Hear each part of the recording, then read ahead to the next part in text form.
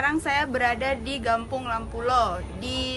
Ini tokonya Ude Tuna ya. Jadi di depan sini kan ada situs Tsunami. Jadi sekarang ini di tempatnya Kak Pau. Jadi produk-produknya itu di display di sini. Nah, sekarang kita lihat nih Kak Pau lagi packing.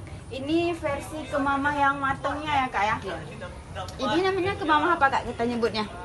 Kemamah tumis Aceh versi yang kering. Kemamah tumis Aceh versi kering. Jadi kemamah itu ada berapa macam dia sebenarnya Kak?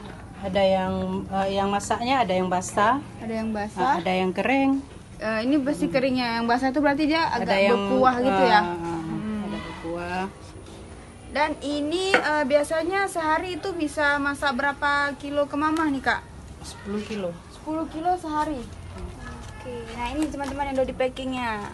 Jadi tumis Aceh kemamah. Nah ini enak sekali teman-teman. Nanti teman-teman bisa langsung nyobain, bisa datang langsung di Gampung Lampulo di depan situs kapal di atas rumah ya. Nah teman-teman juga bisa lihat produk-produk yang lain dari Ude Tuna di website kami di kapaltsunami.com. Dan jangan lupa lihat liputan-liputan lainnya di channel YouTube Cute. Oke?